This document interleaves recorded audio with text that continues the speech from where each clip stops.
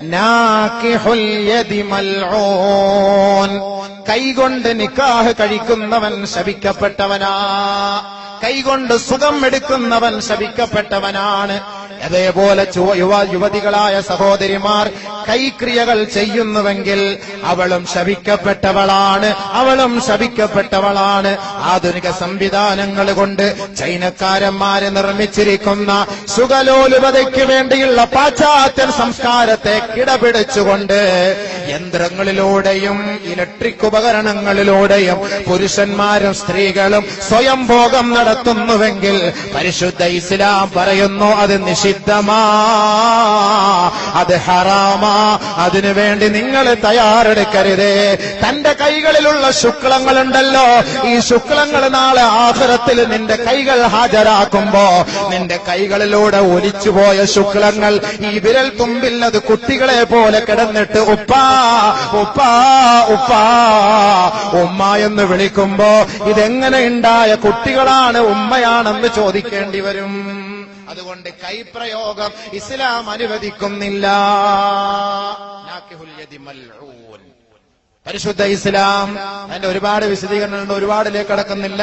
വ്യംഗ്യമായി പറഞ്ഞു പോവുകയാണ്, മനസ്സിലാക്കണം. ഈ വിനീതനോട് ചോദിച്ചിട്ടുണ്ട് കത്തിലൂടെ, സ്വയം ഭോഗം ചെയ്യാവോ ഉസ്താദേ? ഇല്ല ഇല്ല ഇല്ല ഇല്ല.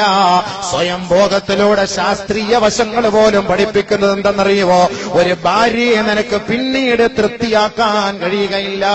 സ്വയം ഭോഗത്തിലൂടെ നിന്റെ വികാരങ്ങൾ നശിക്കുകയാണ്. നിന്റെ ലിംഗത്തിന്റെ ഞരമ്പുകൾ തേഞ്ഞുമാഞ്ഞുകൊണ്ടിരിക്കുകയാണ്. നിനക്ക് വേണ്ടവണ്ണം ആ ലിംഗം ഉദ്ധരിച്ചുകൊണ്ട് നിന്റെ ഭാര്യയുമായി ശാരീരിക ബന്ധം സ്ഥാപിക്കുമ്പോ തുടക്കത്തിൽ തന്നെ ശീഘ്രസ്ഖലനമുണ്ടാവുകയും നിന്റെ ശാരീരിക ഇച്ഛയ്ക്ക് അറുതി വരുത്തുകയും പെണ്ണിന്റെ ഇച്ഛയ്ക്ക് വീണ്ടും ഉത്ഭവം കുറിക്കുകയുമാണ് ചെയ്യുന്നത്. അതിലൂടെ ഭാര്യയെ തൃപ്തിപ്പെടുത്താൻ കഴിയാതെ വരുമ്പോ അവൾ വ്യഭിചാരത്തിലേക്ക് പോകും. അതിന്റെ പരിപൂർണ ഉത്തരവാദിത്വം യുവാക്കളെ നിങ്ങൾ ഏറ്റെടുക്കേണ്ടി വരും. അതുകൊണ്ടാണ് പരിശുദ്ധ ഇസ്ലാം ശാസ്ത്രീയവശമായും പറയുന്നത് സ്വയം ഭോഗം പാടില്ല, അത് ഹറാമ് തന്നെ, നിഷിദ്ധമാ. ഹനഫി മദ്ഹബ് അനുസരിച്ച് വ്യഭിചാരത്തിലേക്ക് പോകുമെങ്കിൽ സ്വയം ഭോഗം ആകാമെന്ന് പറയുന്നുണ്ട്. എന്നാ പിന്നെ ഞങ്ങളല്ല ഹനഫി മദ്ഹബുകാരായി. വേണമെങ്കിൽ ചെറുപ്പക്കാർ അങ്ങനെ ഒരു നിയത്തെടുക്കും. തോന്നുന്നത് പോലെ മദ്ഹബൊന്നും മാറാനൊന്നും പറ്റില്ല. തോന്നുന്നത് പോലെ അത് അങ്ങനെ ഒരു വ്യഭിചാരത്തിലേക്ക് പോകുന്ന ഒരു സാഹചര്യം വന്നാൽ സ്വയം ഭോഗം അനുവദനീയാണെന്ന് പറഞ്ഞാൽ, ഇതിപ്പോ എന്ന് പറഞ്ഞാൽ ഒരു ദിവസം 3-4 പ്രാവശ്യം സ്വയം ഭോഗം ചെയ്യുന്നവൻ എന്തോ അപ്പൊ എത്ര വ്യഭിചരിച്ചുകൊണ്ടിരിക്കുക ജോലി? ഏതായപ്പോ ഇത് വ്യഭിചരിച്ചുകൊണ്ടിരിക്കുക ജോലി. അപ്പൊ അത് ഹറാമ് തന്നെയാണ്. അപ്പൊ അങ്ങനെ ഒരു മസല പറഞ്ഞു കൊടുത്താൽ ഉമ്മത്ത് ഇന്ന് തച്ചിലിരിക്കുന്നു മുതല്. നബിയുനാ റസൂലുള്ളാഹി തങ്ങൾ പെണ്ണുങ്ങളോട് പറയുകയാണ്, പെണ്ണുങ്ങളെ നിങ്ങൾ ഇതൊന്ന് കേൾക്കണേ. ലാ യഹല്ലു ലിംറഅത്തിൻ, ഒരു പെണ്ണിനും അനുവദനീയമല്ല ഹത്താ തഅറുദ നഫ്സഹാ അലാ സൗജിഹാ, തന്റെ ഭർത്താവിന്റെ മുന്നിൽ അവളുടെ ശരീരം മുഴുവനും പ്രകടിപ്പിക്കുന്നത് വരെ ഒരു പെണ്ണിനും ഉറങ്ങൽ അനുവദനീയമല്ല. ലാ യഹല്ലു ലിംറഅത്തിൻ അൻ തനാമ ഹത്താ തഅറുദ നഫ്സഹാ അലാ സൗജിഹാ.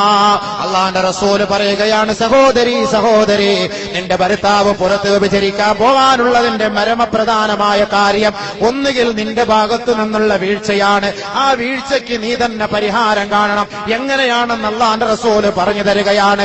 ലാ യഹല്ലു ലിംറഅത്തിൻ, ഒരു പെണ്ണിനും അനുവദനീയമല്ല അൻ തനാമ, അവൾ ഉറങ്ങൽ ഹത്താ തഅറുദ നഫ്സഹാ അലാ സൗജിഹാ, തന്റെ ഭർത്താവിന്റെ മുന്നിൽ തന്റെ ശരീരത്തെ അവൾ വെളിവാക്കി കാണിക്കുന്നത് വരെ. എങ്ങനെ? വെറുതെ പോയി പൗഡർ ഇട്ടോണ്ട് നിന്നാ പോരാ, ചുണ്ട് മിനുക്കിക്കൊണ്ട് നിന്നാ പോരാ. ഭർത്താവും ഭാര്യയും മാത്രമുള്ള മുറിയിലേക്ക് അവൾ കടന്നു വരണം. അദ്ദേഹത്തിന്റെ മുന്നിൽ വെച്ച് അവളുടെ വസ്ത്രം അവൾ അഴിച്ചു മാറ്റണം. ثياب وتدخل معه بلحافه അവനോടൊപ്പം പുതപ്പിന്റെ കീഴിലേക്ക് കയറണം. ഫതൽസഖ ജിൽദഹാ ബിജിൽദിഹി അവളുടെ നഗ്ന ശരീരത്തെ, വിവസ്ത്രയായ ശരീരത്തെ തന്റെ ഭർത്താവിന്റെ ശരീരത്തോട് ഉരസണം, യോജിപ്പിക്കണം. അതുവരെ ഒരു പെണ്ണിനും ഉറങ്ങാൻ കഴിയുകയില്ല. അങ്ങനെ ഉറങ്ങുന്നവളുടെ മേൽ അല്ലാഹുവിന്റെ ശാപം